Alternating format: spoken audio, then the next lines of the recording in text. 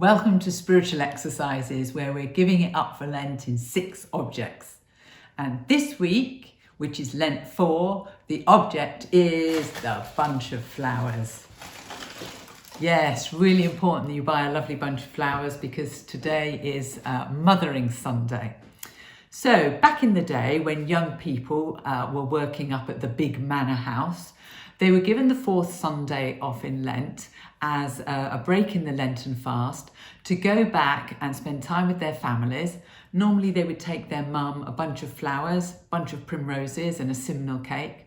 And then the whole family would go to Mother Church, the church where they had all been baptised, and share worship there. And normally the liturgy was one of rejoicing. Because you've got to remember, these young people on Easter Sunday wouldn't be free to come back home. They'd be up at the big manor serving the family. So this was seen as their time of celebration. So for spiritual exercises this week, I would like you to think back to your mother church, where you first heard the teaching of the church and the tenets of faith. And I would like you to spend a bit of time thinking about what tenets of faith are still important to you now. Yes? And then I would like you to think of those things that aren't so important, that perhaps you've lost along the way, or perhaps you've chosen to rethink your faith, and those things that were significant now are no longer as important. And I'd like you to reflect on why that is.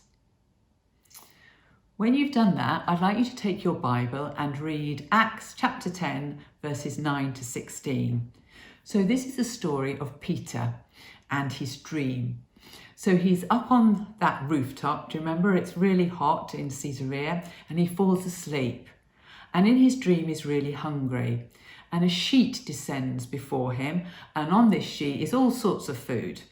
And God encourages him to eat. And he protests and says, "Oh, but on this sheet there's unclean food. I can't eat that, Lord." And God says, "Whatever I have made is not unclean." Now we know that Peter wakes from this dream. He then goes off to an important meeting where there's lots of people.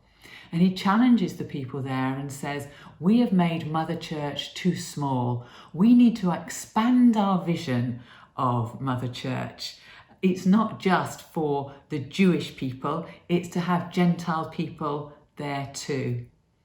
So from this story, we gain a picture that Mother Church isn't something that's static. Mother Church is evolving and changing.